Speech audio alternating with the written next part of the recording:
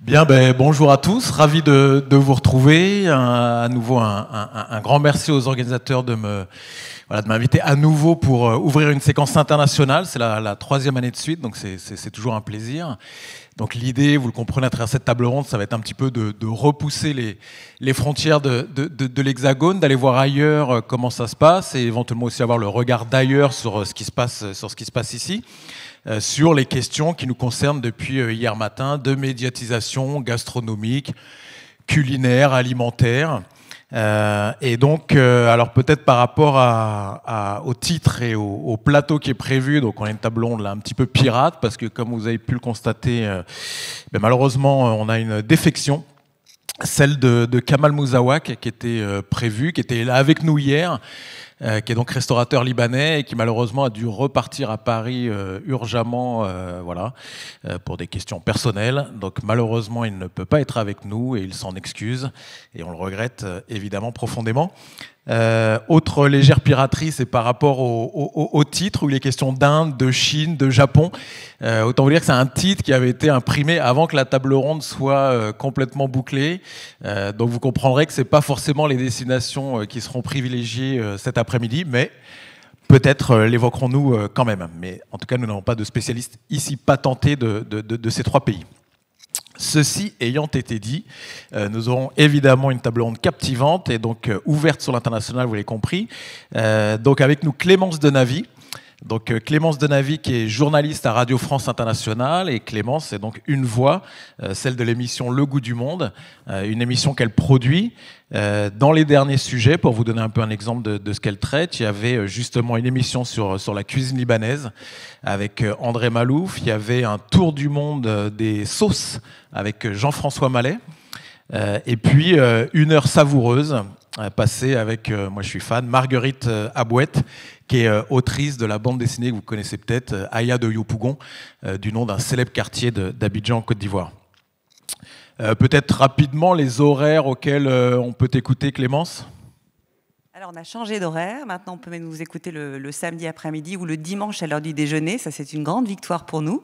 À 11h30, vous pouvez nous écouter, donc Le Goût du Monde, ça dure une demi-heure maintenant. Et sinon, bien sûr, on est disponible sur podcast, sur votre plateforme préférée, comme on a l'habitude de dire. Et donc le prochain thème, prochaine émission ?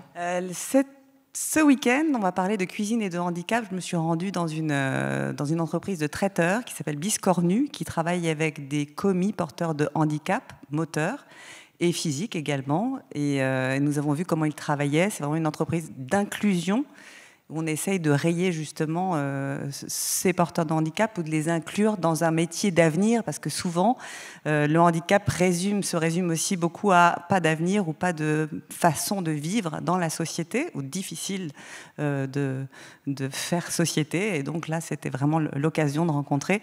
Et j'ai d'ailleurs appris à cette occasion, et je l'avoue très humblement, qu'on pouvait être porteur de handicap et titulaire d'un CAP en pâtisserie, ce qui bat en touche tous les a priori qu'on pourrait avoir. Excellent, donc c'est Le Goût du Monde, très belle émission. Moi j'ai eu la chance d'être reçu sur l'invité, sur la question du travail l'année dernière. Donc merci d'être avec nous. Également Ayat Zirari.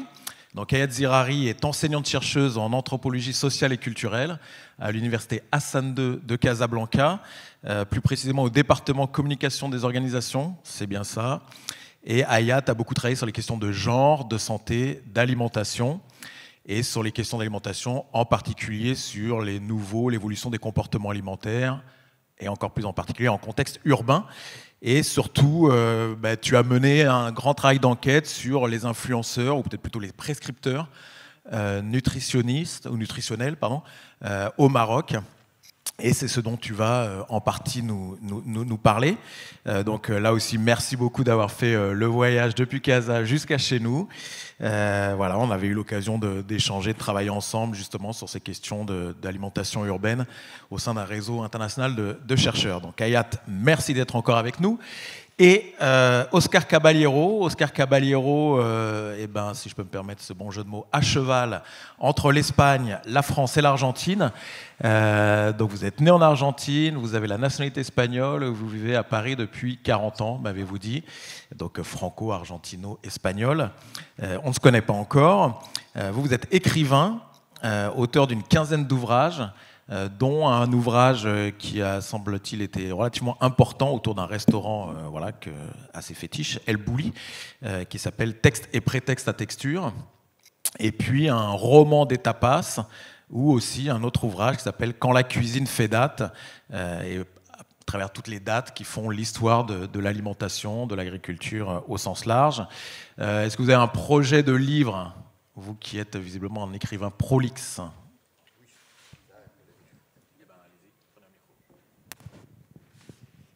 Non, mais, quand la cuisine fait date, ce que j'ai apporté là, c'est ce qu'il n'y avait pas ici, parce qu'ici, d'habitude, l'histoire de la cuisine, c'est l'histoire de la cuisine française. Et même en Europe, quand on parle d'histoire de cuisine, on parle de l'histoire française. Et là, j'ai introduit toutes les dates de l'Amérique. Par exemple, la pomme de terre, ce n'est pas Parmentier, c'est 10 000 ans derrière. L'avocat, le maïs. Les maïs et la pomme de terre ont sauvé l'Europe. Même quand on disait qu'on ne connaissait pas la pomme de terre, les pauvres, oui, ils les connaissaient. Les pauvres n'avaient pas des écrivains. Donc, nous, on ne connaissait pas ce qu'ils mangeaient, les pauvres, mais les pauvres ont mangé la pomme de terre. C'était la solution quand il y avait des problèmes le blé, par exemple, qui manquait. Mais il y a été la perdition, par exemple, le cas de l'Irlande, c'est l'un des grands mystères de l'alimentation. Ils émigrent en masse aux États-Unis parce qu'il n'y a pas de pommes de terre. Mais pourquoi ils ne mangeaient pas de coquilles Saint-Jacques et des huîtres et des poissons qui étaient là autour? Ça, ils ne les mangeaient pas parce que les gens de la côte ne mangeaient pas les poissons parce que le diable était dans la mer et les poissons mangeaient les gens. Donc, bref. Mais bon, tout cela, on fait ça en même temps de journalisme et en écrivant des livres. Bon. Parfait. Ben, merci aussi de nous avoir rejoints. Moi, je suis Damien Conaré et je gère les activités d'une chaire d'enseignement et de recherche labellisée par l'UNESCO, une chaire UNESCO Alimentation du Monde, qui est hébergée à Montpellier-Supagro, qui est l'école d'ingénieurs agronomes à Montpellier. Et donc, on mène des activités à la fois de formation à travers un master spécialisé qui s'appelle Innovation et politique pour une alimentation durable. On mène des projets, enfin on coordonne, on valorise des projets de recherche autour notamment des systèmes alimentaires urbains et de plus en plus autour des questions de lutte contre la précarité alimentaire, de solidarité alimentaire. Et puis on a une grande activité de diffusion des connaissances à travers des colloques et conférences qu'on organise, des ouvrages, et on est notamment auteur d'un ouvrage que je me permets éhontément de publiciser puisqu'il est en libre accès sur Internet, qui s'appelle « Une écologie de l'alimentation ». Voilà, alors peut-être sur le sujet qui nous concerne, alors c'est vrai qu'on en a beaucoup parlé depuis, pour ceux qui sont là déjà depuis hier matin, de l'évolution, des grandes tendances, de la médiatisation autour de l'alimentation. Donc peut-être commencer avec toi, Clémence, autour de justement comment, puisque cette émission, on en parlait juste avant, elle a maintenant 6-7 ans, 7-8 ans plutôt. Du coup, tu as pu voir effectivement l'évolution du paysage médiatique, des nouvelles formes, on en a beaucoup parlé, notamment via les réseaux sociaux, de communication autour de la gastronomie et des questions alimentaires au sens large. Et du coup, peut-être d'abord comprendre comment toi, tu en es venu à faire une émission de radio sur cette thématique, sur Radio France Internationale, ce qui n'est pas banal, et on va le comprendre. Et du coup, comment tu as vu le paysage évoluer? On avait hier des intervenants radiophoniques qui disaient que bon, voilà, le taux d'auditeurs était en chute libre. Est-ce que c'est le cas aussi sur une radio comme Radio France Internationale? Voilà, est-ce que tu peux nous... Alors ça, je confirme aussi ce mauvais chiffre. De plus en plus, on se réveille, on prend son portable et on s'informe de cette manière.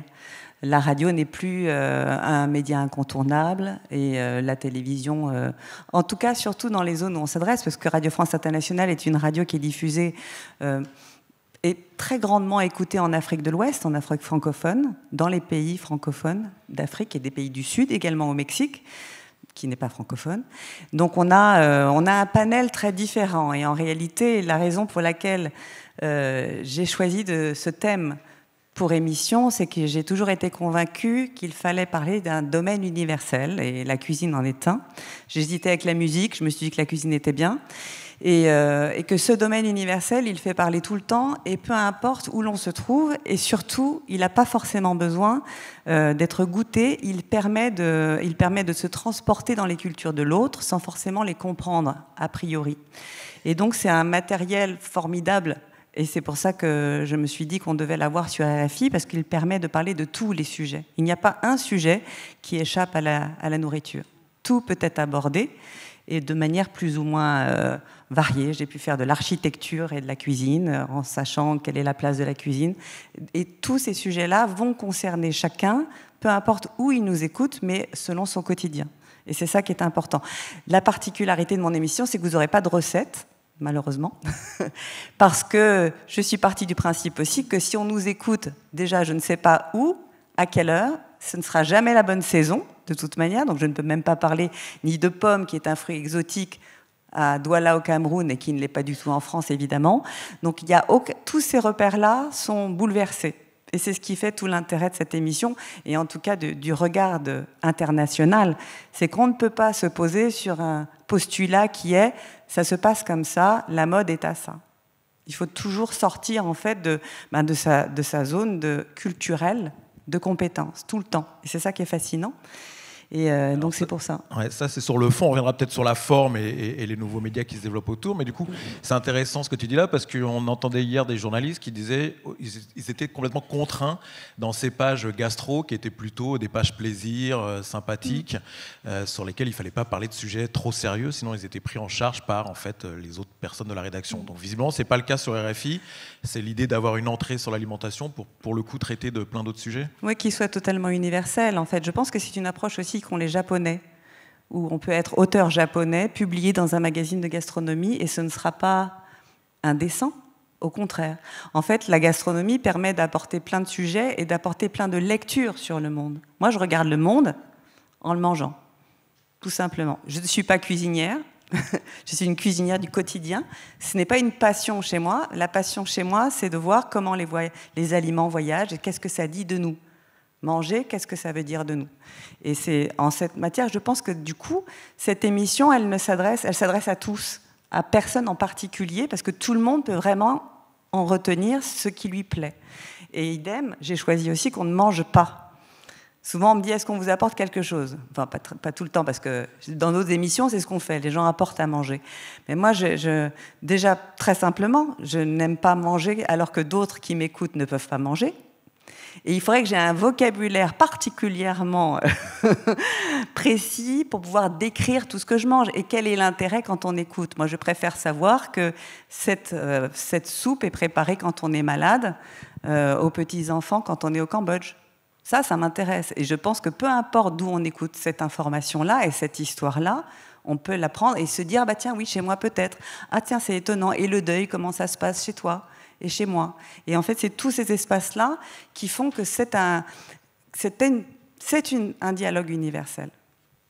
Alors, les réseaux sociaux? Ouais, mais du coup, je reste sur le fond là, parce que c'est intéressant encore une fois, pour rebondir avec ce qui nous était dit hier, où bon, voilà, des chaînes qui émettent en France ont des études très fines de leurs auditeurs.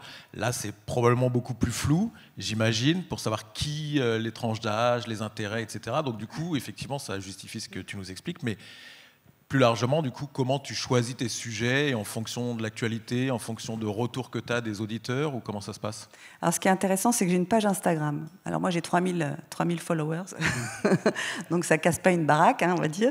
Ce qui est intéressant, c'est que je vois en fonction de la longueur d'écoute et les sujets qui reviennent et dont on se souvient et qui reviennent. Par exemple, j'ai fait avec Fatima au tout début, parce que j'ai eu une émission et j'ai eu une chronique également, et j'ai fait une chronique de 2 minutes 30 autour des dattes et du lait. Les dattes et du lait au Maroc, c'est une façon de souhaiter la bienvenue, c'est une façon aussi de dire « je t'aime ». Et cette petite chronique, en fait, revient de manière continue depuis 7 ans, c'est-à-dire depuis le moment où elle a été diffusée pour la première fois, comme une espèce de bonbon que les auditeurs aiment bien retrouver, et dans les moments de crise notamment, par exemple. Et j'ai remarqué quelque chose dans les sujets qui sont abordés, la cuisine et la spiritualité sont très importants, comme si la cuisine était la main de la spiritualité et permettait de communiquer entre les mondes. Ces sujets-là, qui sont des sujets en fait où l'on raconte pas des histoires, mais des cultures et des façons dont on vit ensemble, ce sont des sujets qui généralement sollicitent de l'intérêt parce ils touchent vraiment à qui nous sommes en tant qu'humains. Là, je suis en train de préparer une émission autour du programme alimentaire mondial et de l'aide alimentaire qui est apportée à Gaza en ce moment. Quelle est cette aide dans les camions? Qu'est-ce qu'on en fait? Comment on peut la cuisiner? Qu'est-ce qu'elle apporte? En fait, ce sont toujours des questions qui m'animent, parce que ce sont des questions, je pense, que tout le monde se pose, peu importe où l'on est. Excellent, merci. Et donc, du coup, effectivement, comme tu le disais, tu vois l'émergence de nouvelles formes de médias dans le paysage dans lequel tu évolues. Et du coup, comment tu réagis par rapport à ça? Est-ce que tu as vu ton émission évoluer par rapport à ces nouveaux modèles? Est-ce que toi, tu utilises aussi, on a vu Insta notamment, les réseaux sociaux. Il y a d'autres formats d'écoute, puisqu'évidemment, on peut revenir sur le site, écouter l'émission en podcast une fois qu'elle est passée. Voilà, comment est-ce que vous gérez cette pluralité aujourd'hui de formes médiatiques? Alors, je vais vous raconter une anecdote. J'ai été une des premières à me dire il faut que j'ai un numéro WhatsApp. Il faut que l'émission ait un numéro WhatsApp pour que les gens puissent appeler et dire on aimerait bien entendre parler de ci, de ça, raconter des histoires, des recettes. Parce qu'on partage sur la page internet qui accompagne l'émission, il y a toujours une recette pour le coup, parce que je me dis comme ça, au moins tout est écrit. On peut essayer de la faire. Et ben, ce numéro WhatsApp, j'ai dû avoir quoi? 4 appels? 5. Allez. Ma page Instagram, 3600. Alors je regarde, ça monte de 2 personnes, ça descend de 3 personnes. En fait, c'est une question d'animation. Et c'est une question aussi de savoir-faire. Moi, je suis comme ceux qui étaient là ce matin. J'ai 50 balais. Je ne suis pas née avec un portable greffé au bout. Et ce n'est pas automatique chez moi. Je n'ai pas cette façon d'exprimer et de raconter les choses. Et donc, c'est super quand d'autres, justement, je partage mon bureau avec une jeune femme de 30 ans qui a une émission qui est une espèce de talk show à destination du Sahel. Nos discussions sont intéressantes parce que je vois comment elle travaille. Et elle, justement, cette digitalisation de son média, elle est évidente. Elle passe son temps à faire des vidéos en disant ce week-end on parlera de ci. Moi, c'est pas spontané chez moi. Cependant, j'ai toujours eu une page Instagram parce que ça permet aussi de donner à voir, parce qu'on aime bien voir, on aime bien raconter. Et j'ai eu un blog avant, donc j'ai quand même, je suis préhistorique, mais j'ai quand même quelques éléments de discours et de façon de parler, mais la langue, je ne la maîtrise pas. Donc je fais avec mes petits moyens. Cela dit, il est évident que la cuisine et le raz-de-marée culinaire qui s'est emparé des réseaux sociaux depuis une bonne dizaine d'années, ça change. Et ça change aussi la perception de ceux avec lesquels je travaille. Ou, par exemple, mes rédacteurs en chef qui vont dire il faut faire de la vidéo, il faut faire ci, il faut faire ça. J'ai dû lutter pour dire non, je ne vais pas filmer des recettes de cuisine, je ne suis pas cuisinière, je suis journaliste. Je ne raconte pas des recettes de cuisine, je raconte d'autres choses. Et donc, c'est un parti pris auquel je me tiens, qui n'est pas toujours évident à tenir, mais je pense que c'est ce qui fait la différence. Et en même temps, il est foisonnant et très riche, justement, ce contenu qui est proposé aujourd'hui. Et puis, il y a un élément concret qu'il faut avoir en tête, c'est-à-dire qu'en Afrique de l'Ouest, où nous sommes diffusés, il y a bien sûr des réseaux sociaux, il y a YouTube qui marche très bien, il y a Facebook toujours, qui est très très actif en Afrique de l'Ouest. Cependant, il y a des problèmes de data, il y a des problèmes d'électricité, il y a des problèmes justement tout simplement d'accès à cette numérisation et aux réseaux sociaux, tout simplement. Donc la radio, elle permet d'y aller. Et les réseaux sociaux, on est dans les grandes villes, on est à Dakar, à Abidjan, on est à Bamako, on est à Kinshasa, mais ça reste encore restreint parce que de toute façon, on n'a pas les données et la data suffisante pour pouvoir publier des contenus au long cours. Mais ça va changer. Entendu, on y reviendra justement sur le rôle des influenceurs et de voir un petit peu comment ça se distribue dans le monde. Oscar Caballero, vous aussi, vous êtes du coup journaliste gastronomique, de presse écrite, plus précisément, et puis aussi auteur d'un certain nombre d'ouvrages. Donc vous avez vu aussi, vécu l'arrivée de cette grande vague médiatique autour de la gastronomie, de surproduction, comme ça a pu être dit aussi hier matin.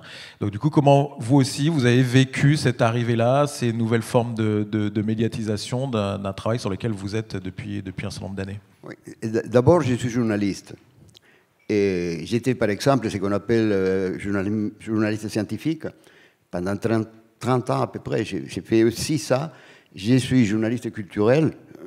Dans ma correspondance depuis Paris, ça a été pour un quotidien de Barcelone, La Vanguardia, culture et spectacle libre, et pour Gourmet Madrid, gastronomie, comme on dit.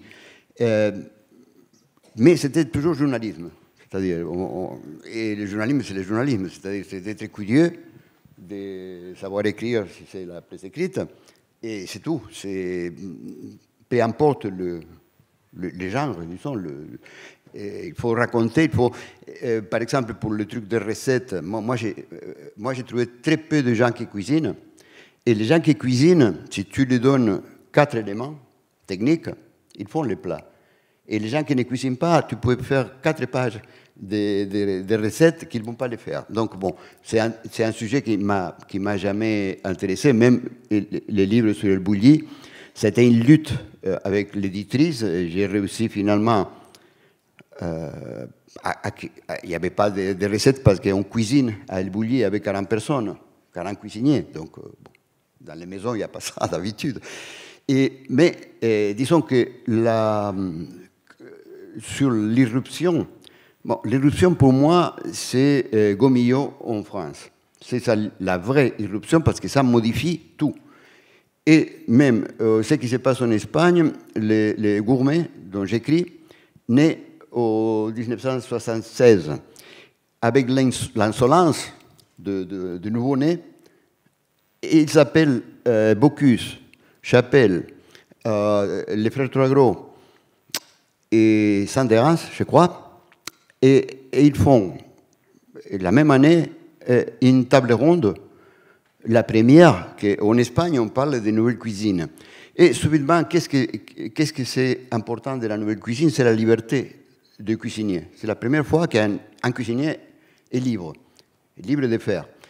Et cette histoire, bon, c'est une explosion, une lente explosion en Espagne. Et donc, il commence, à partir de cela, il y a le cuisinier, il y a les producteurs, que c'est... Ici en France aussi, ce sont des jeunes qui commencent à produire différemment, comme il y a des jeunes qui commencent à élaborer les vins différemment que papa. Et ces mouvements, en Espagne, le gourmet donne un salon de gastronomie aux années 80. Maintenant, ça fait 37 ans, tous les ans. Maintenant c'est 2500 exposants et plus de 100 000 visiteurs professionnels. Mais ça commence comme tout, au petit. Mais en même temps, il commence un autre genre de salon qui est propre de l'Espagne, qui sont les démonstrations. Les démonstrations des cuisiniers.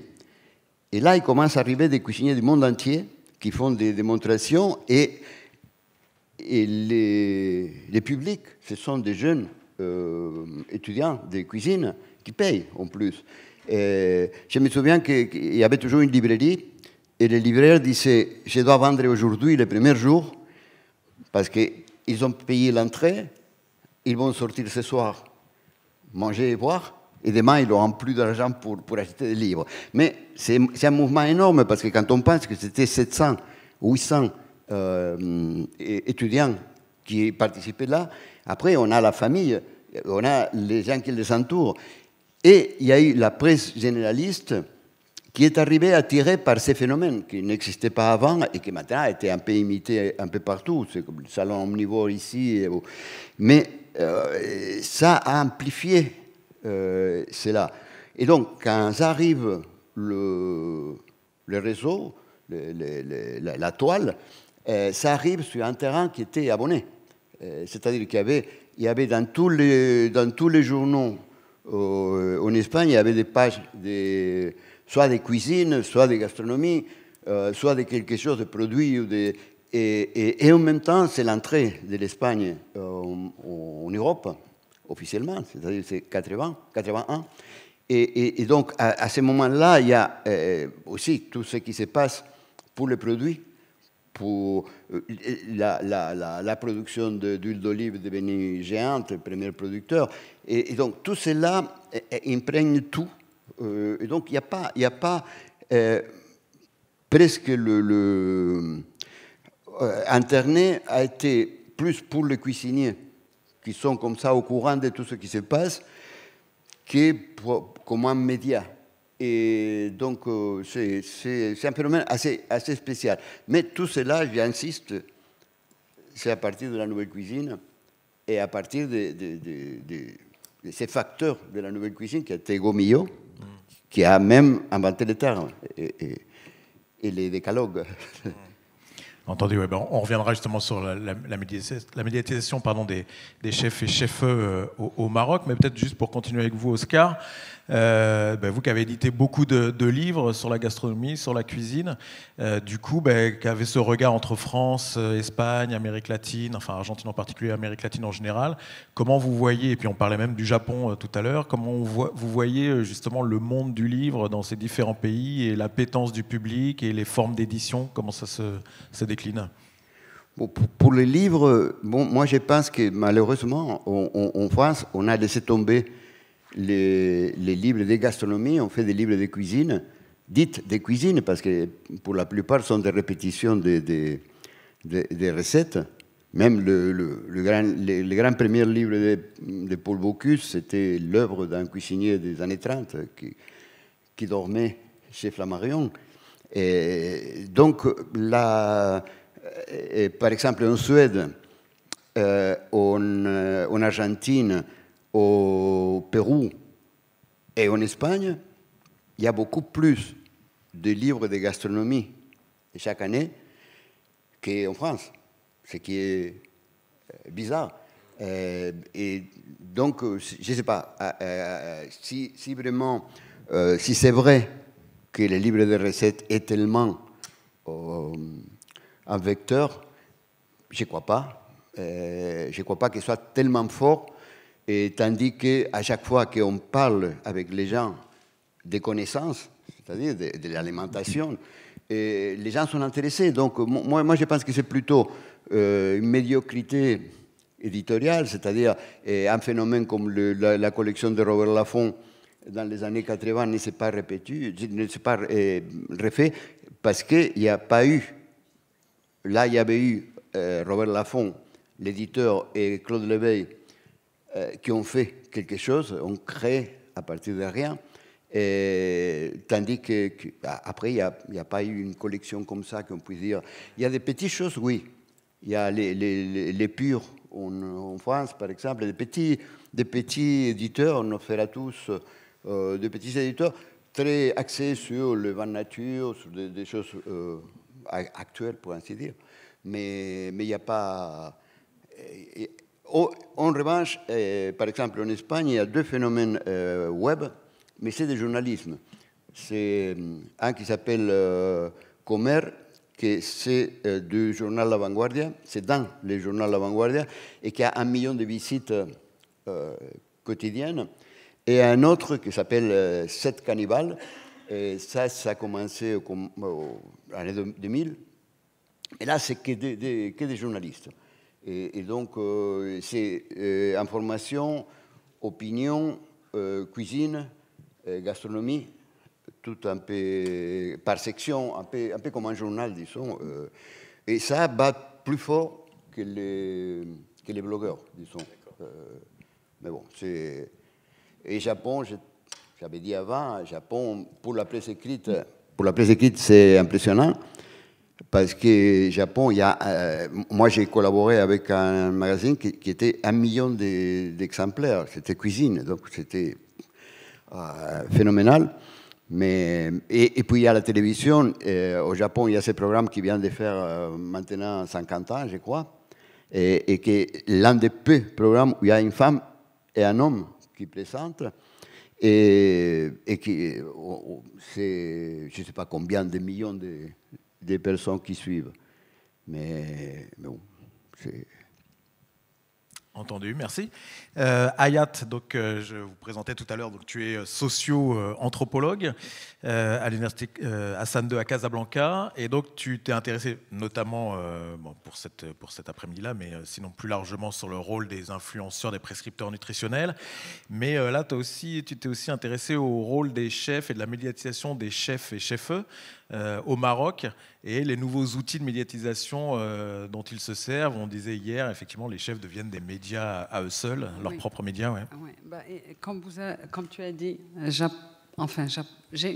m'inscris et me recherche dans une discipline qui est magnifique, qui est l'anthropologie, et qui permet toujours d'interroger en fait le quotidien, ce que pensent, font, ressentent les gens quand ils font quelque chose ou qu'ils s'intègrent dans une activité ou un rituel ou autre. Et l'alimentation est vraiment ce portail, cette fenêtre qui permet d'interroger le politique, le religieux, le rapport au corps. Et donc c'est pour dire que peut paraître un objet mineur, mais c'est en fait un objet vraiment multidimensionnel qui impose aux chercheurs qui s'intéressent au culinaire et à l'alimentaire d'à chaque fois revenir vers les mangeurs, acteurs, pour déjà interroger et comprendre de l'intérieur le sens accordé à leur activité ou à leur pratique. Et donc ça inscrit, c'est pour dire que si par exemple, moi je partagerai, parce qu'on a en fait préparé sur 3 volets de questions, je ne suis pas du tout spécialiste des médias de la gastronomie, mais j'interroge ces objets à travers ce que me disent les hommes et les femmes. C'est comme ça que j'ai découvert des prescripteurs, je ne sais pas si on peut dire des influenceurs, mais vraiment majeurs, qui revenaient sur des 70 entretiens. Il y a eu toujours ces noms qui revenaient. Et c'est ça qui m'a ramené à revenir chercher ces personnes, les découvrir via les réseaux sociaux numériques, bien sûr, YouTube, Facebook, etc. Mais les usagers et les mangeurs, eux, les échangent à travers notamment de WhatsApp. Donc ces usages, en fait, nous interpellent sur l'utilisation de la technologie. Et comme tu disais tout à l'heure, bien sûr, les gens sont connectés, scolarisés ou pas scolarisés, rural ou urbain, mais l'usage des smartphones ou des téléphonies mobiles dépasse 92%. Et l'échange et le partage et la transmission des connaissances, des informations se passent à travers maintenant les réseaux sociaux. Et c'est des chiffres vertigineux. Quand on va regarder, c'est des millions de vues. Et sur les pratiques, que ce soit les pratiques culinaires ou les pratiques culturelles ou artistiques ou sur d'autres pratiques, on va trouver que ce qui est mobilisé, c'est ça. Bien sûr, on ne peut, je pense, penser que les 10 dernières années ou les 20 dernières années, c'est déjà... Mais si on revient à l'histoire, on va trouver, je voulais absolument aussi rendre hommage à un monsieur qui, à un moment donné, a marqué l'histoire de la gastronomie marocaine, qui est Feu Bargache, qui est un monsieur qui a créé la première émission à la télé autour des saveurs, des mets et de la gastronomie. Et il est parti très jeune, à 59 ans, mais il est resté dans la mémoire comme quelqu'un qui a introduit à la télé une cuisine qui était une cuisine citadine, aristocrate, qui n'était pas accessible à tout le monde. Et donc, ce qu'il a rapporté en fait comme archive, parce que c'est un monsieur qui était très cultivé et qui faisait un cours presque d'histoire, mais avec un langage très accessible. Et l'écart, si on voit 85, 2007, et on va aller directement vers une autre figure qui est Choumicha, qui est une émission, je n'ai pas le temps pour voir les discours qui ont été, ou le contenu, c'est intéressant, comme travail et journalistique, sociologique et anthropologique. C'est une autre figure, femme, jeune, qui va, elle, parler de la cuisine du quotidien et faciliter, approcher des recettes qui sont sophistiquées, c'est-à-dire elle s'appuie sur le savoir de Bargache pour simplifier, et ça fait aussi toute la réussite des réseaux sociaux, de rapprocher, de transmettre, de partager et de rendre accessible une information qui ne l'était pas. Parce que, comme vous le savez, tout le savoir culinaire dans nos sociétés, que ce soit les vôtres ou la nôtre, ont été transmises par des femmes, de femme à femme.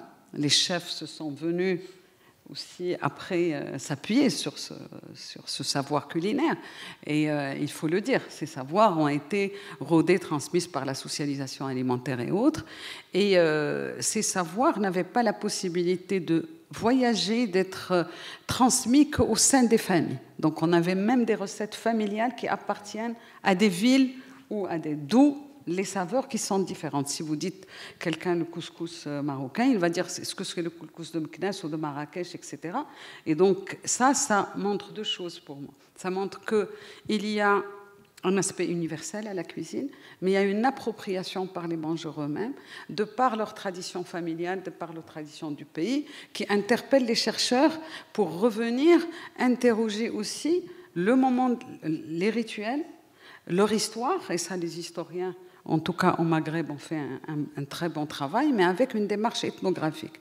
J'ouvre la parenthèse, c'est-à-dire je pense qu'on ne pourra pas parler d'alimentation. Si on voit le blé, on va voir qu'il y a des chercheurs qui ont fait l'histoire du blé et du pain et du fourneau du XIe ou du IXe siècle jusqu'à maintenant et qui fournissent une matière aux chercheurs. Et donc je pense que pour ça, il y a la réalité qui nous interpelle et il y a aussi peut-être une interdisciplinarité qui est obligatoire ou nécessaire par rapport à l'objet alimentaire, qui va interpeller les arts visuels, qui va interpeller les sciences de l'information et de la communication, la sociologie, l'anthropologie, la géographie. Et il y a besoin, parce que je suis aussi universitaire, qu'il y ait cette réflexion qui est multidimensionnelle.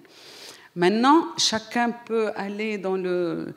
Je termine sur deux figures ou trois, pas les influenceurs. Donc on est avec Choumicha. On est Choumicha. De Choumicha, on va retrouver des cuisines. On reprendra le fil. Je crois qu'il y a Clémence qui avait envie de réagir, mais on reprend le fil après. C'est dans ce que tu dis, c'est exactement la posture de l'exil. Exact. Quelqu'un qui est exilé, il va reconstruire son histoire culinaire dans le pays avec les produits qu'il va trouver dans son pays de refuge, et puis il va transmettre, et les réseaux sociaux ont cette force incroyable de permettre à quelqu'un d'origine vietnamienne de communiquer avec des internautes vietnamiens, des influenceurs vietnamiens, et de partager des recettes qui seraient perdues autrement. Exact. Et c'est cette force et cette multi-support de communication autour de la cuisine, et dont l'exil, je trouve, est assez symptomatique.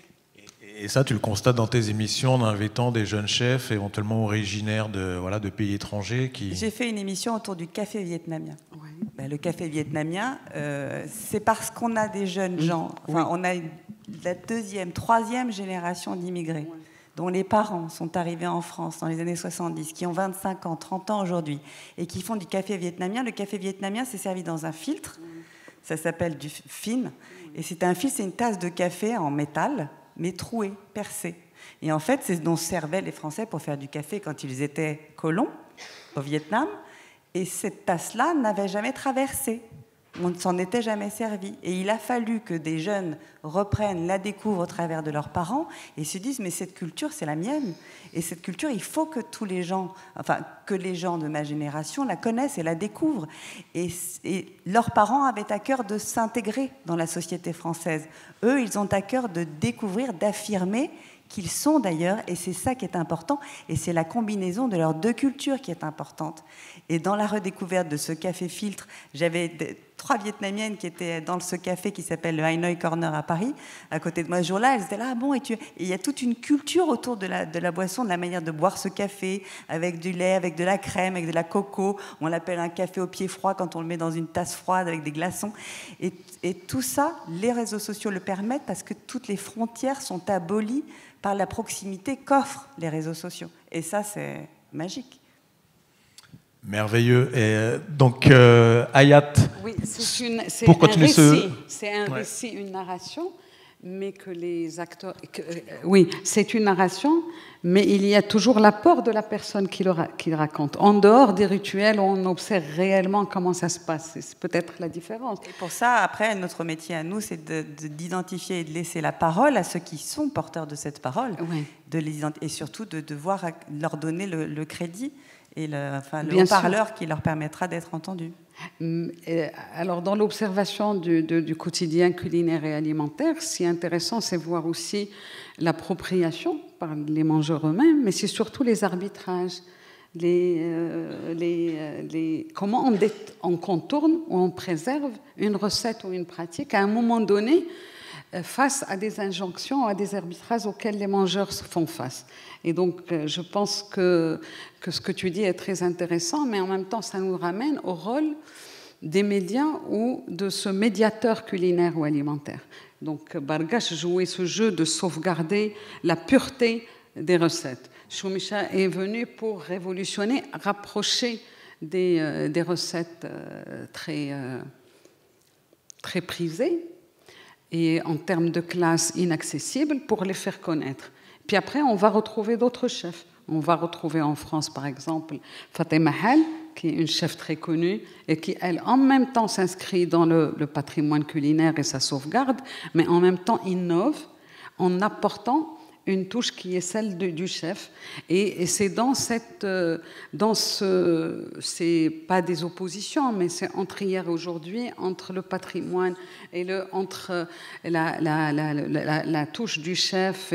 Et au Maroc, il y a beaucoup cet intérêt de dire on sauvegarde et on s'attache à la gastronomie, mais en même temps une grande ouverture sur le métissage ou le brassage. Et je trouve que c'est très important de dire qu'il n'y a pas cette fermeture. Parce qu'autant on est ancré dans le local, même dans la pratique quotidienne, le pain de la maison, le couscous fait comme avant, etc. Mais quand on observe, on va retrouver qu'à chaque fois, il y a quelque chose de l'innovation et ce qu'on apporte. Et je pense que même politiquement, c'est intéressant de dire qu'il n'y a pas une fermeture autour des pratiques culinaires. Et l'un des derniers chefs qui est très en vogue maintenant, chef Moha, il y a Mama Chef.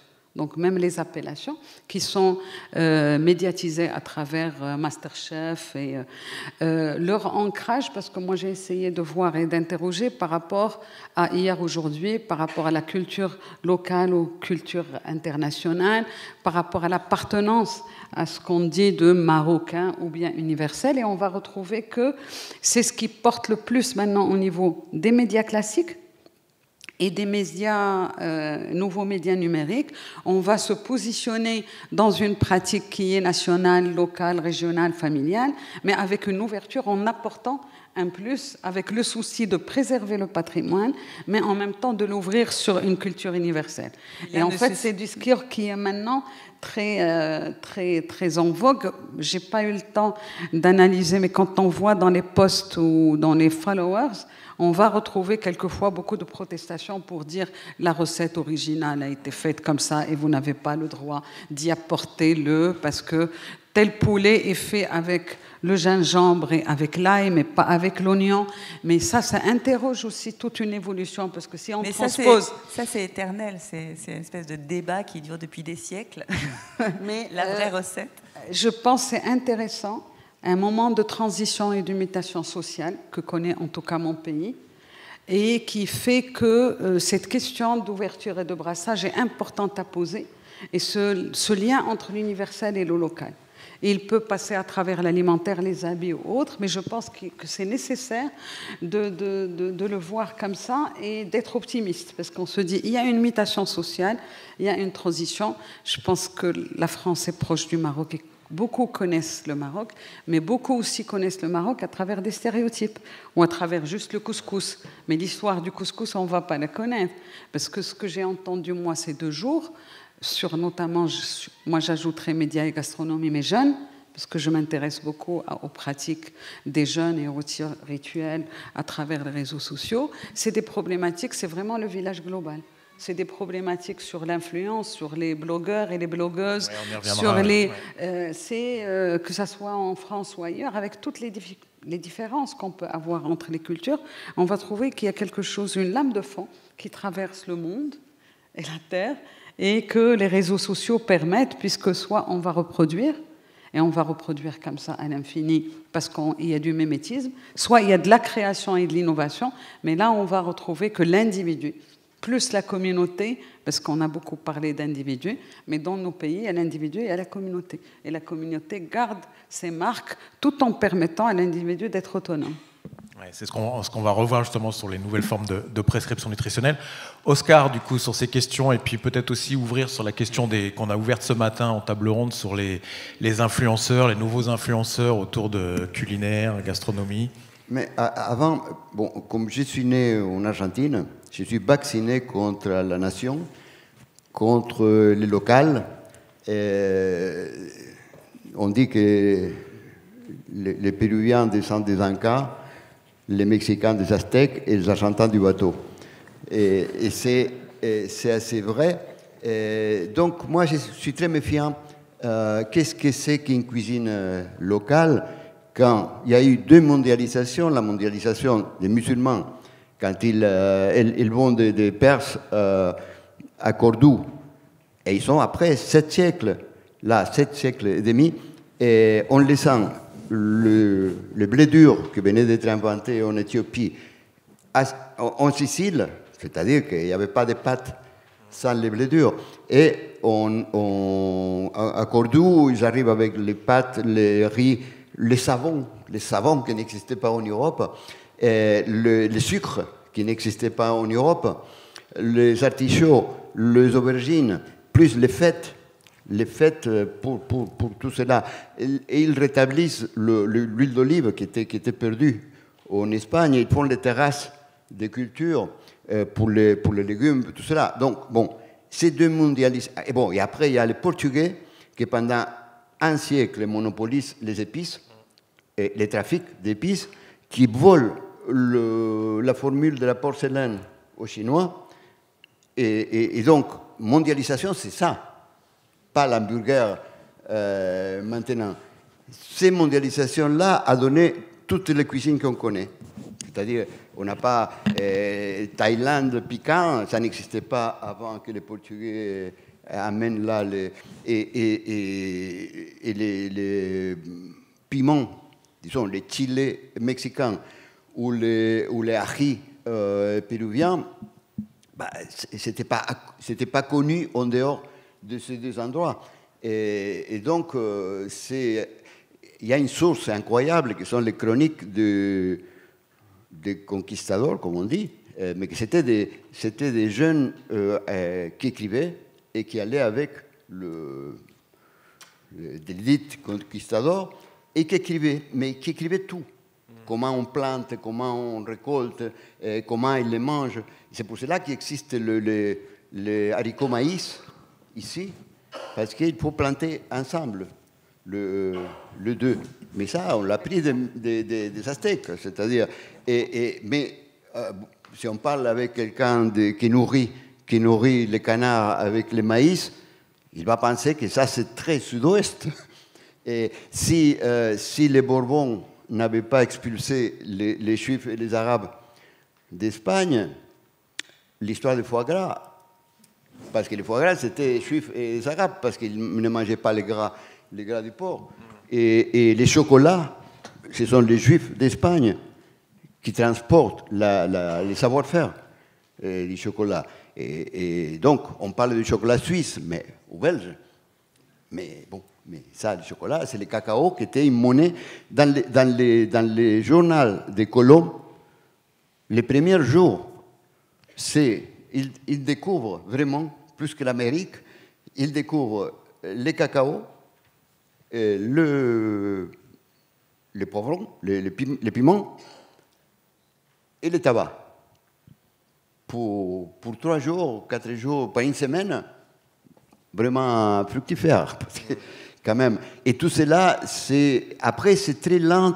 Et tout cela venait, quand tout cela arrivait en Europe, arrivait d'une façon familiale, c'est-à-dire la famille, c'était la famille des rois, et qui étaient les papes. Et donc, sitôt ça arrivait à Séville, ça allait à Rome, et ça allait surtout en Flandre, parce que le Charles V était des Gants. Et donc, à ce moment-là, par exemple, le beurre et la crème étaient espagnols. Et l'huile d'olive était l'huile, en général, était l'huile végétale. Et surtout, la graisse des porcs, c'était ça, français. Donc, tout cela, il faut nuancer un peu quand on parle de cuisine. Et après, la cuisine régionale, ici, a été une commande à M. Kornowski, donc, bon, c'est sympathique, mais la réalité de tout cela, si on cherche un petit peu, ouais. les drapeaux tombent. En tout cas, merci de nous rappeler que le brassage alimentaire n'a évidemment pas attendu les réseaux sociaux pour s'émulser, qui évidemment est le fruit d'une longue histoire de commerce des épices, de conquête, évidemment de transport de population de continents à d'autres. Tout cela a été écrit, hein. C'est-à-dire que tout cela a été raconté. Tout cela a été raconté, bien sûr. C'est ça qui est important. Ouais. Alors peut-être pour revenir sur cette question de, comme je disais tout à l'heure, qu'on a déjà évoqué ce matin, mais des influenceurs, alors peut-être du coup de voir un regard peut-être un peu international sur cette question, et peut-être dans les émissions que tu organises, Clémence, ou en tout cas dans le paysage que tu vois poindre. Alors tu as bien noté effectivement tout à l'heure, et c'était important, effectivement ces questions de limites techniques quand même, hein, de débit, voilà, tout le monde n'est pas également réparti dans le monde pour accéder aux réseaux et aux outils numériques, mais malgré tout, j'imagine, voilà, il y a une jeunesse dans les villes, les capitales, qui probablement doivent suivre aussi ce mouvement de se filmer en faisant des recettes. Alors, est-ce que ça, c'est, ce matin, j'ai entendu que les réseaux sociaux, c'était pour la gourmandise et pour donner envie de manger. C'est exactement ça. À Abidjan, à Dakar, vous allez aussi avoir l'équivalent du guide ultime qui s'appelle je ne sais même plus comment, mais il passe ses journées à aller goûter des brochettes ici, s'asseoir à table, manger, partager, boire, aller dans des hôtels, et on soit cuisiner et tout ça. Et aussi, on a des figures des réseaux sociaux qui sont devenues maintenant des figures de la télévision. Il y a notamment une jeune femme qui s'appelle Karel Vignon, qui est suivie par 200 ou 300 000 personnes sur les réseaux sociaux.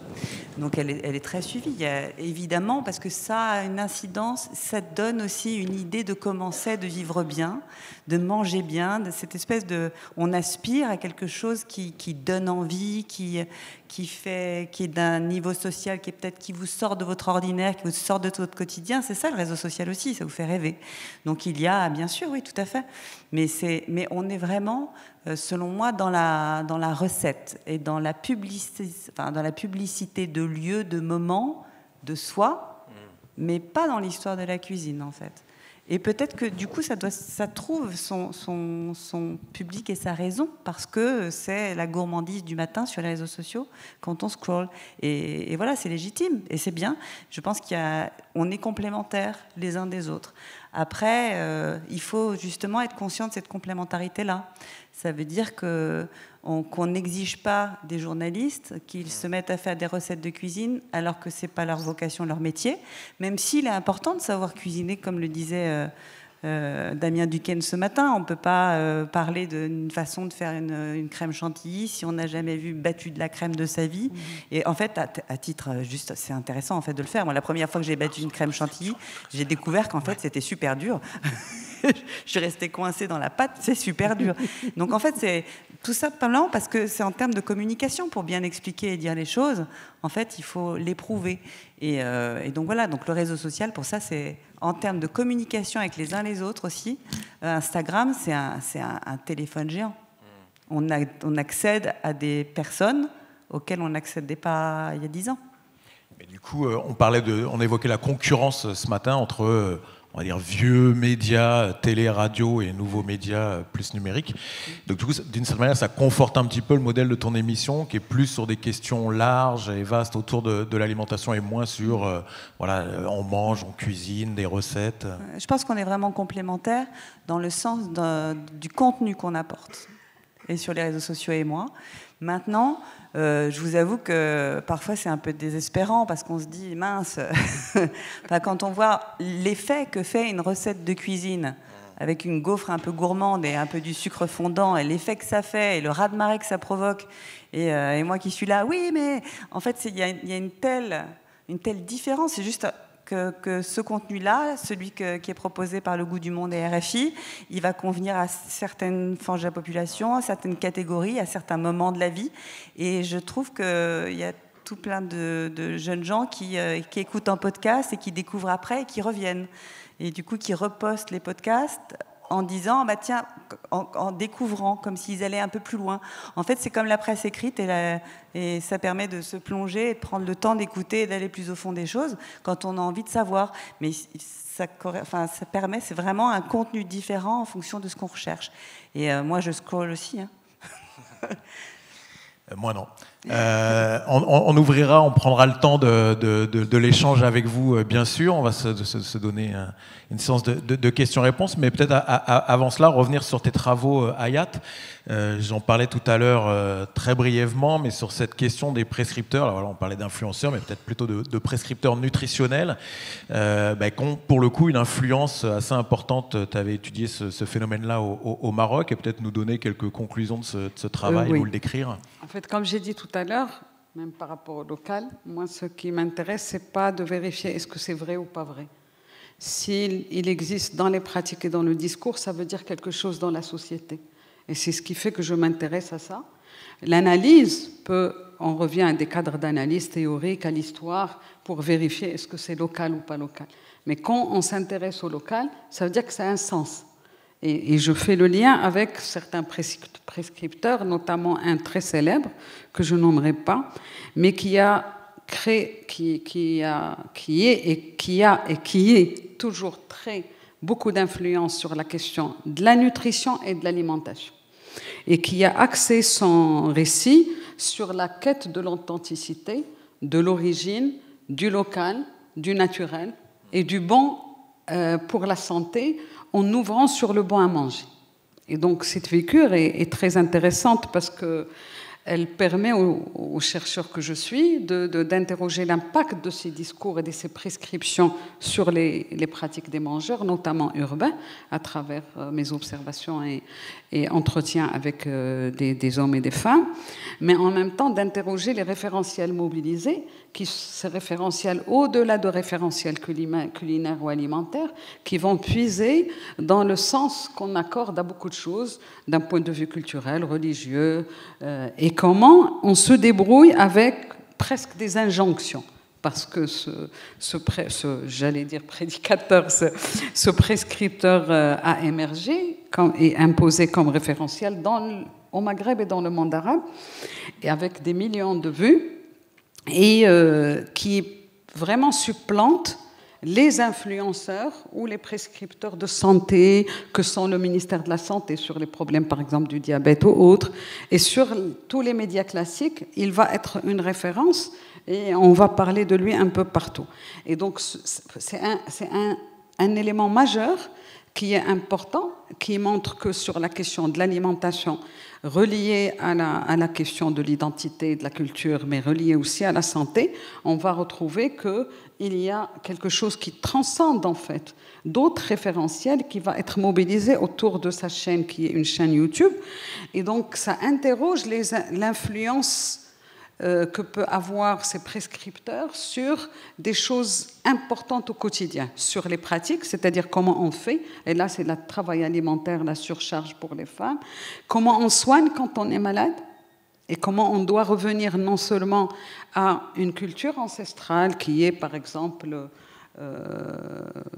de Avicenne, en passant par la médecine du prophète, en allant vers l'ethnobotanique pour expliquer la portée de certaines plantes. Et en fait, les témoignages montrent qu'il y a une réconciliation du passé vers le présent, et il y a une réconciliation avec la campagne et le rural, parce qu'il va puiser beaucoup dans les choses dites naturelles et dites locales, et les recettes elles-mêmes, parce qu'il donne des recettes. Il va expliquer comment on va faire le pain, comment on va faire le levain, comment on va faire la bouillie et on l'associe à la santé. Il l'associe à un référentiel qui est culturel et il va l'associer après au bien-être qu'on peut avoir en prévention. Mais ce qui est intéressant, c'est le lapsus, prédicateur et influenceur. Là, typiquement, il est dans une posture de donneur de bonne façon d'agir, de bonne façon de se nourrir, de bonne façon d'être. Et qui va même jusqu'à, à travers, bon, on a parlé beaucoup de méfiance et de défiance vis-à-vis de l'alimentation, de l'industrie ou de l'alimentation industrielle, de la peur qu'a engendré. Et donc, c'est aussi un discours qui s'inscrit dans ce contexte et qui va nourrir cette méfiance et cette défiance vis-à-vis de ce qu'on appelle alimentation moderne ou urbaine et qui va impacter les choix quotidiens sur l'alimentaire. Et je pense que quand on est pouvoir public, quand on est au ministère de la Santé, dans un pays où il y a quand même beaucoup de problèmes liés au diabète, il y a une prévalence qui est terrible, on doit faire avec ces discours et tenir compte pour soit faire un contre-discours ou, à la limite, le corriger. Parce qu'il y a eu beaucoup de débats autour de ce rôle, qui est un débat qui a été en fait public sur certaines prescriptions, notamment à l'usage de médicaments quand on a le diabète ou non, puisqu'il y a eu en fait un post qui a été relié des millions de fois où on prétend qu'à travers un miel qui est produit dans certaines régions et qui a des vertus, on peut soigner le diabète par rapport à ça. Donc il y a vraiment quelque chose, je trouve, que d'actualité qui va nous interpeller sur l'usage qu'on fait de l'alimentation et en même temps sur le rôle des pouvoirs publics, le rôle des médias et la question de la gastronomie et la gastronomie dans tout ça. Parce que si on a peur et on doit faire comme avant alors qu'on n'a pas le temps de faire comme avant ni avoir une alimentation naturelle.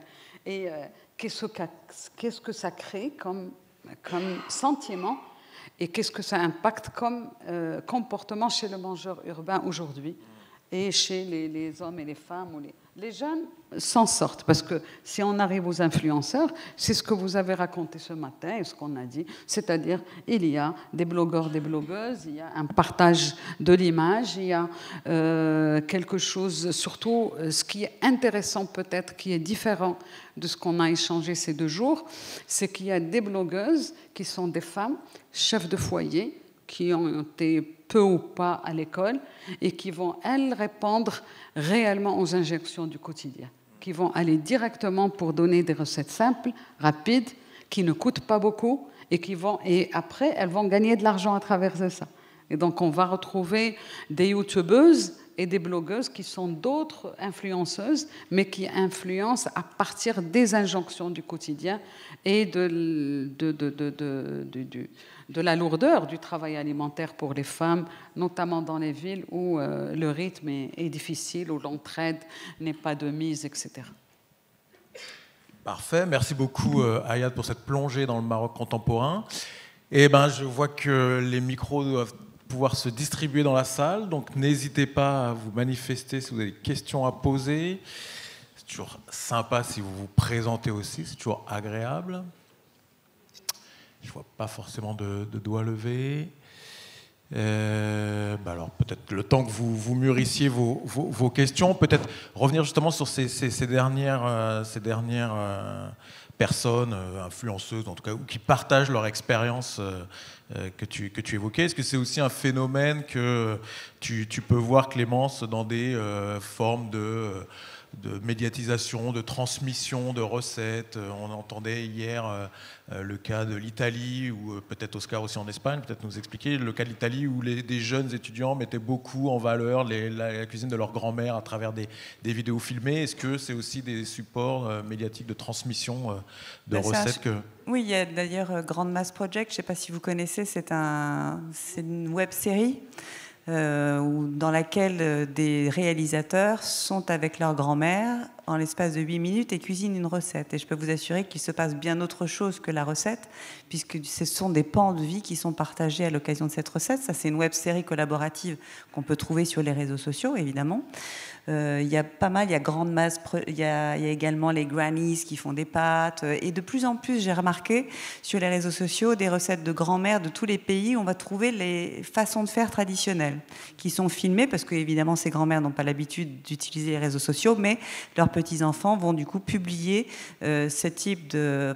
pour préserver ces patrimoines. Maintenant, la différence, il y a une question qui a été posée ce matin, et vous l'avez évoquée, sur la différence et la compétition éventuelle entre influenceurs et journalistes.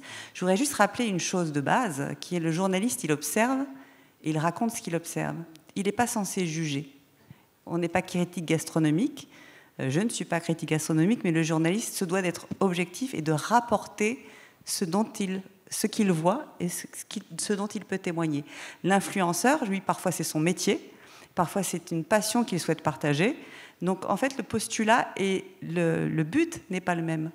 Et dans la mesure où il n'est pas le même, c'est pour ça qu'on peut être complémentaire. Concurrent, non, puisque de toute façon, on n'a pas la même cible. Et c'est en cela, et c'est cette indépendance du métier de journaliste qui permet justement d'aborder les choses. C'est presque frustrant, et d'où la concurrence et le sentiment de concurrence. Et ça a été la même chose pour le livre jeunesse. Je me souviens, les premiers salons de livre jeunesse où je suis allée, j'avais ma carte de presse et j'avais des influenceurs qui rentraient comme moi et qui avaient le même écho que moi quand ils et elles parlaient des livres qu'ils voyaient au salon et qu'ils commentaient. Moi, j'y vais pour rapporter des faits. J'y vais pas pour juger et commenter. Si je veux faire ça, dans ces cas-là, je crée un podcast qui s'appellera autrement, où je donnerai mon avis. C'est pas ce qui m'est demandé, en fait.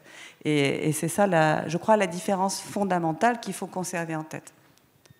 Ouais, peut-être, oui, Oscar. Petite chose, non, mais moi, ce qui me tracasse d'habitude sur tous ces sujets-là, c'est qu'en mai 68, on disait d'où tu parles. Et là, il nous manque ça. Qu'est-ce que c'est que la gastronomie? Tous les pays ont une cuisine, mais pas tous les pays ont une gastronomie. Qu'est-ce que la gastronomie? Quand on dit naturel, maintenant, c'est le mot divin. Qu'est-ce que c'est que naturel? Naturel, dans la nature, il y a très peu de naturel, parce qu'il y a 2000 ans de domestication. Il y a un seul végétal, les glands, que c'est pour le porc. Les glands, c'est le seul végétal qui n'a pas été domestiqué, c'est-à-dire qu'on ne peut pas les reproduire, les produire et les reproduire. Tout le reste a été, Dieu merci, disons, entre les raisins et les vins, il y a quand même une culture. Et donc, il faudrait un jour préciser qu'est-ce qu'on dit quand on dit gastronomie, qu'est-ce qu'on dit quand on dit cuisine, qu'est-ce que c'est qu'un chef, qu'est-ce que c'est qu'un cuisinier. Et donc, à ce moment-là, on commencerait à parler du même sujet. Vaste question. Tu voulais réagir, Ayatou? Parce que je vois qu'il y a une question qui se prépare, mais vas-y, rebondis si tu veux rebondir. Pour dire, toujours, tu as rappelé le travail du journaliste et du chercheur, la même chose. C'est-à-dire, quel est le sens accordé à quelque chose? Qu'est-ce qu'on dit par gastronomie ou qu'est-ce que... Et donc, si je reviens à la langue arabe, il y a alimentation et il y a nutrition. C'est deux sens différents. Et ce qui découle quand on voit le champ sémantique de nutrition, on va l'associer à la maladie, pas à la santé. À la maladie, on va l'associer à certains repas, une certaine manière de faire, etc. Et quand on va parler alimentation, on va l'associer au plaisir, aux mets gourmets. Et donc, naturalité, c'est aussi s'interroger, dire quand ces personnes parlent de naturel, ça veut dire quoi? Pas est-ce que c'est bon ou pas bon. Ça veut dire quoi sur l'époque actuelle, sur qu'est-ce que la relation au vivant, la relation à l'animal, la relation à la nature, la relation à tout ce qui nous entoure, c'est le sens accordé par les mangeurs eux-mêmes.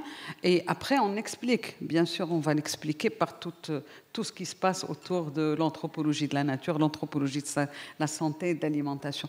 Mais à titre individuel, on peut dire qu'est-ce que c'est que la gastronomie, mais par rapport à ces mangeurs, ils ont un sens et ce sens veut dire quelque chose. Et si on est dans les pratiques culturelles et quotidiennes, il faut qu'on soit respectueux de ce qu'ils apportent comme contenu et comme sphère de représentation et de pratique, de valeurs et de croyances. Et alors, comment on dit alimentation? Makla et nutrition terdia. Et ce prescripteur dont je parle, il se présente comme docteur en nutrition et comme savant de la nutrition.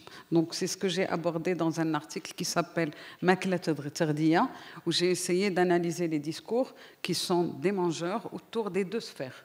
Parce que c'est pas moi qui le dis, c'est eux, et ça nous ramène vraiment très loin à des siècles sur les représentations, les savoirs et les connaissances autour du corps, de la santé et du plaisir de manger. Merci, qu'on a d'ailleurs beaucoup évoqué sur la question des jeunes influenceurs hier. Alors, je vois des doigts qui sont levés là. Il y a un micro déjà pris, allez-y. Alors, si vous pouvez vous présenter, c'est toujours agréable de savoir. Bonjour. Alors, je ne pense pas qu'il y ait vraiment de grand intérêt à me présenter là tout de suite. Dans un premier temps, merci Ayat, parce que je suis arabophone, je suis aussi marocaine, donc c'était intéressant de savoir qu'il y avait ces deux manières donc, de le dire. Et je voulais rebondir aussi, merci, parce que en fait, au final, ma question de tout à l'heure, j'attendais un peu cette réponse-là et personne ne me l'a sortie. Donc voilà. Et j'en profite pour poser du coup ma question. Le terme tradition est apparu plusieurs fois dans vos discours à chacun, mais au final, comment vous définiriez la tradition ? Parce que je sais qu'en sociologie, on a une tendance à plutôt considérer que c'est une construction et que ce n'est pas quelque chose d'historique, enfin d'acté, quoi. Donc, au niveau culinaire, qu'est-ce qu'on entend par là ? Et deuxième petite question, si je me permets, est-ce que vous déconstruisez pas aussi par là l'idée que la tradition, habituellement, c'est vraiment la cuisine française et il y a cette dichotomie avec la cuisine du monde qui est un petit peu à part, et là, vous apportez un petit peu une vision différente. Voilà. Je ne sais pas si c'est assez. Merci, je pense qu'elle s'adresse généralement, et je vais vous laisser la mûrir. J'ai un autre micro, donc on va profiter pour une deuxième question, et puis...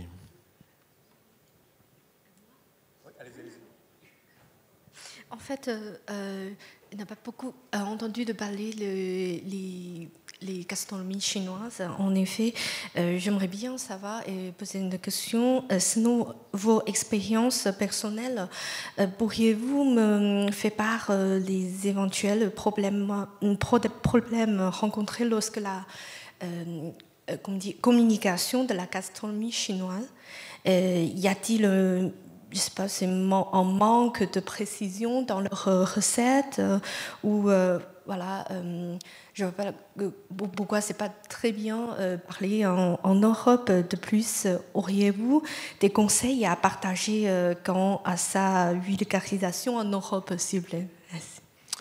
Merci, très bonne question. Est-ce qu'il y a d'autres micros qui sont pris? Si, alors voilà, au milieu. Donc on retient bien sur ces questions de redéfinir qu'est-ce qu'on entend par la tradition en matière d'alimentation. Est-ce qu'il y a effectivement une dichotomie entre la gastronomie française et puis une cuisine du reste du monde, et puis surtout, donc en tout cas pour ce qui est de l'Europe, ce grand déficit de médiatisation de la cuisine chinoise. C'est juste, alors, question, allez-y, puis après je vais laisser les invités répondre.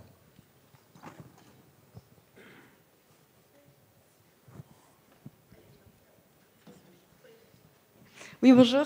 Moi, je suis étudiante en culture et patrimoine de l'alimentation, donc au CESR. Et je voulais savoir si on pouvait envisager toutes ces vidéos, notamment, moi, j'en connais pas mal en tout ce qui est en Corée et au Japon, où on montre beaucoup de personnes dans le quotidien qui montrent leurs recettes, voilà, dans le quotidien, et c'est une façon aussi de s'immerger dans leur cuisine, mais qui n'a pas été modifiée ou j'ai envie de dire un peu européanisé, je ne sais pas si occidentalisé. Est-ce qu'on peut envisager ces vidéos plus tard comme des archives, plus tard, ou des sources qu'on pourrait étudier pour en avoir une valeur aussi scientifique des modifications et des tendances de culture, etc. Parfait, merci beaucoup. Donc de ces vidéos comme objets et futures ressources, comme on peut se plonger dans les livres anciens. Ayad, peut-être du coup sur cette question de se demander si ces vidéos contemporaines, demain dans l'histoire, seront des... Il y a maintenant un intérêt, ça a commencé aux États-Unis, en Angleterre, une démarche qu'on appelle l'ethnographie, c'est-à-dire sur le net faire de l'ethnographie. Et avec une méthode très laborieuse, on revient sur non seulement les discours, les followers, les moments, les séquences des vidéos ou des images qui sont véhiculées. Moi, j'ai 3 étudiantes qui travaillent, par exemple, sur les figures des blogueuses liées à la santé, la beauté, l'esthétique et l'alimentation, avec spécialistes de la communication. Donc, ils ont la possibilité de revenir sur l'historique et des milliers de messages et qui devient un discours ethnographique qu'on peut analyser avec toutes les précautions méthodologiques qu'il y a. Donc je trouve que c'est très intéressant et que c'est bien sûr, ça témoigne de quelque chose parce qu'on ne s'intéresse pas à ce que c'est vrai ou pas vrai. Si ça existe, ça dit quelque chose. Même si c'est anonyme, même si... Et donc, c'est un terrain qui est très fructueux, qui est très intéressant et qui permet, au-delà de l'alimentation, si vous permettez, d'aborder aussi d'autres sujets qui sont un peu tabous. Les blogueuses autour de la sexualité, dans des sociétés où la sexualité, on n'en parle pas. Ça devient un témoignage. Et sur le corps et des recettes qui sont des recettes qui sont transmises avant secrètement et qui le deviennent maintenant. Et donc ça me ramène à la question de la tradition. Si vous avez remarqué, à aucun moment je n'ai dit cuisine traditionnelle ou pratique traditionnelle. La critique de l'anthropologie s'est basée sur la critique de ces oppositions traditions modernes qu'on utilise jusqu'à maintenant et qui font qu'il y a, comme il y a des sociétés savantes et d'autres, des sociétés mineures, des sociétés majeures, et qui font que, à un moment donné, Lévi-Strauss avait même parlé de qu'il et les voyageurs et les voyages et l'exotisme. L'anthropologie du contemporain et qui a permis à des locaux, et donc pas à des étrangers venant de loin, de travailler sur leur propre société. C'est cette anthropologie du proche qui interdit de parler du traditionnel. Par contre, la tradition par rapport au culinaire et à l'alimentaire a été défendue comme concept et il y a beaucoup d'écrits par rapport à ça. Maintenant, sur le terrain, ce que je peux vous dire, on dit tqlidi, qui n'est pas le sens de la tradition qu'on met, on va dire du bled, qui est local, on va parler de asel, qui est authentique, qui vient de... Et on va parler... Asel ou Bildi, bien sûr. Bildi, Damien le sait, j'ai beaucoup travaillé sur le Bildi, et le Bildi qui est un fourre-tout, mais en fait qui dit quelque chose sur ce qui se passe aujourd'hui, sur cette ouverture-fermeture, sur l'entre-deux, en fait, et une mutation que la société est en train de vivre, non seulement sur l'alimentaire, mais sur d'autres façades et sur d'autres aspects. Et l'alimentaire devient vraiment cet espace où on va revendiquer cette identité régionale, familiale. Et pour moi, les blogueurs et les blogueuses revendiquent finalement quelque chose qui est individuel, qui leur appartient, parce qu'ils adaptent une recette. Mais on est toujours dans... Et peut-être c'est un espace entre deux qui est intéressant à interroger dans le Maroc contemporain. Et ce qui revient aussi, les vidéos dont vous parliez, les blogueuses en train de se filmer, elles se filment dans un contexte, peut-être avec leur famille, en mangeant à table, en étant debout, en certains ingrédients. C'est vraiment des éléments qui donnent un instant T sur une manière de vivre à un instant T. Et c'est en ça que ça c'est source d'énormément d'informations dans la manière dont on vit. Et surtout, n'oubliez pas une chose, on ne se méfie pas des recettes de cuisine. En ce moment, sur les réseaux sociaux, pour parler de ce qui se passe à Gaza, eh bien, il faut interrompre et publier plusieurs images qui vont complètement tromper le discours. On va mettre Mickey, on va mettre autre chose, pour pouvoir tromper l'algorithme. Eh bien, la recette de cuisine, c'est un peu ça son effet, c'est qu'on peut dire beaucoup de choses sur la société dans laquelle on vit en parlant de cuisine. Parce que souvent, on ne se méfie pas de la cuisine, parce qu'on ne sait pas bien la regarder. Je pense, et en donc, tout cas. Voilà, et pour la Chine, c'est très intéressant parce qu'en fait, j'ai fait récemment, ces 2 dernières années, des émissions sur la cuisine chinoise. Déjà parce que la cuisine chinoise, elle a un problème majeur en Europe et en tout cas en France, c'est que c'est une cuisine issue aussi de colonies. Et on a beaucoup de mal avec le passé. On ne sait pas l'assumer. Et comme on ne sait pas l'assumer, on ne sait pas le raconter et lui donner sa place. Donc maintenant, aujourd'hui, il y a des cuisiniers, des restaurants, notamment enfin, à Paris et ailleurs, qui viennent de provinces chinoises et qui revendiquent justement la spécificité de certaines cuisines chinoises. Et là, on commence à avoir justement, je ne sais pas si vous connaissez Bao, Eliane Chong. Et elle a fait un travail fantastique parce que justement, elle est issue d'immigration. On est encore dans la 3e génération, les 2e et 3e générations qui osent parler, qui disent et revendiquent. Et c'est la clé. Et Eliane Chong, elle a dit, bah, écoutez, nous, on ne mange pas ça. La cuisine chinoise, c'est pas celle que vous pensez. Et ce que vous mangez, vous, c'est des Vietnamiens. C'est vietnamien ce que vous mangez, ou Lao, mais pas chinois. Parce que les immigrations, elles ont été successives. en l'espace d'un siècle. Et du coup, cette cuisine-là, elle s'est construite aussi dans l'imaginaire français comme ça. Nem, c'est forcément chinois. Non.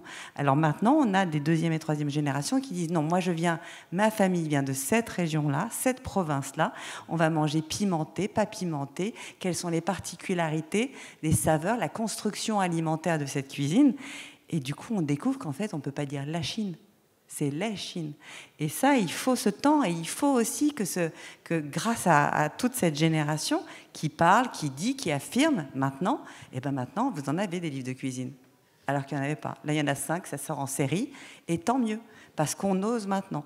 Et alors, je ne pourrais pas m'exprimer à l'échelle européenne, je pense que les migrations ont été assez similaires aux migrations chinoises en France, en termes d'époque, hein, j'entends, mais même les quartiers. Vous allez à Belleville, vous n'allez pas manger la même chose que quand vous allez du côté des arts et métiers. C'est pas pareil, c'est pas les mêmes migrations, c'est pas les mêmes populations qui se sont installées. Et c'est en ça que c'est très intéressant. Et là, je pense qu'on est aussi à un tournant où on réalise que l'Asie, c'est pas l'Asie, c'est tout plein de pays. L'Afrique, c'est un continent, énormément de pays. Avec des habitudes alimentaires, tradition, j'ose pas, des bildis.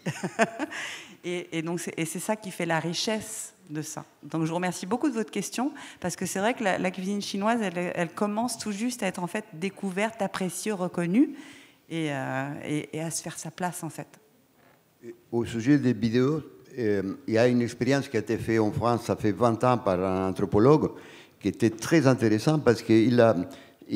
avec le consentement des gens, il a installé une caméra en cuisine et il y avait des contradictions entre ce que les gens disaient qu'ils mangeaient et ce qu'ils mangeaient. Et ce n'était pas mentir, c'était la perception qu'ils avaient. Par exemple, une femme ne pouvait pas avoir la perception qu'elle avait mangé une pizza le soir et qu'il n'y avait pas eu entrée, plat et dessert. Donc elle racontait entrée, plat et dessert, et après dans le tournage, on voyait que c'était pas ça. Ça, c'était très intéressant. Et c'est le même anthropologue qui a écrit après un livre sur on mangeait ensemble. On dit ça en tout là. Mais et puis sur les vidéos, il y a les supports. On ne sait pas combien de temps les supports vont résister. Déjà avec le cinéma, il y a eu 2 morts, disons, des supports. Donc ça, on ne sait pas si ça va tenir ou pas, mais c'est intéressant. Mais c'est intéressant ça, de la contradiction qu'il peut y avoir entre ce qu'on croit manger. En fait, ce qui est horrible pour nous, journalistes, c'est qu'on mange très mal en Europe. Il suffit de voir les chiffres de ce qu'on mange. Les produits transformés gagnent sur les produits non transformés. Les fromages industriels gagnent sur le fromage au lait cru, et malgré des discours des années. Donc ça, et les problèmes, si on parle d'alimentation, le grand problème, c'est que plus de la moitié du monde ne mange pas, et l'autre moitié mange mal, en général. Il y a très peu d'exceptions. On arrive quasiment au terme. Je crois que tu voulais réagir peut-être... Clémence, non, sur la durée. Je ne sais pas s'il y a un micro qui... Juste il y a une dernière question à prendre ou... Ah oui, peut-être. Ouais. Alors peut-être, Clémence, vas-y, et puis on écoute vos questions et on clôture. Il a été question ce matin de format. Les antennes, radio, télé imposent des formats. On doit respecter des formats. Les réseaux sociaux, non. Alors par exemple, il arrive souvent que j'ai des collègues à RFI, il y a une émission qui s'appelle l'Atelier des médias, elle dure 20 minutes à l'antenne, mais sur le web, elle dure 2 fois plus. Donc on peut exploser les formats, et ça, c'est ce que permettent les réseaux sociaux. Exploser, raconter plus et donner le temps. Parce qu'on n'a pas le temps, en fait, généralement. Généralement, on est dans des carcans de 20 minutes, 30 minutes. Alors, je propose qu'on prenne cette dernière question, et puis on passera le relais avec la table ronde suivante. Oui, peut-être c'était sur la notion d'exil temporel, puisque vous avez parlé de continent, mais il y a aussi... cette dimension de ce qui a été abandonné, oublié, et qui à un moment donné revient et permet de trouver le commun parmi toutes les traditions. Donc je pense aux sauces de poisson, je pense aussi au pain. Et puis cette liberté, c'est un sentiment que j'ai des blogueurs d'interroger ce qui nous est commun dans ce qui est singulier et d'aller et de se séparer de ce qui fait l'excellence sur quelque chose qui est très particulier. Donc je voulais avoir votre sentiment là-dessus, mais ça va être un peu court. J'ai une question. Vous parlez de blogueur, c'est-à-dire c'est-à-dire alors ça peut être des podcasts, mais effectivement j'ai bien aimé votre truc en disant un journaliste il ne juge pas, il rend compte. Et si j'avais un sentiment à dire, je l'exprime en tant que personne, alors soit suivant le support, soit en tant que blogueur ou podcast. Et là en fait je pensais aux gens aux blogueurs qui osent dire, qui osent affirmer des points de vue et qui vont bousculer des traditions gastronomiques ou qui peuvent permettre d'avoir cette liberté de parole. Oui, c'est ça. Parce que c'est sûr que c'est ce que précisément permet le réseau social. C'est une immense cafétéria, hein. C'est un immense bar où on est tous autour de la table et on peut discuter. C'est ça et ce sont toutes les limites aussi de cette liberté d'expression. Tout dépend dans quel but on s'exprime et quelle est la liberté de l'autre que ça va flouer. En s'érigeant en prédicateur de la bonne façon dont on doit se nourrir. Et du coup, ça amène aussi à dénoncer certaines pratiques alimentaires. Et c'est toutes les limites de la liberté. Et le bonheur de la liberté de pouvoir s'exprimer et de dire ce que l'on pense de telle ou telle alimentation et de tel sujet. Et en même temps, toutes ces limites, parce qu'il n'y a pas de contrôle. Parfait, moi je pense qu'on reste là-dessus. En plus, ping, il est 16h, donc j'ai vu que le plateau suivant s'est déjà préparé. Merci à vous.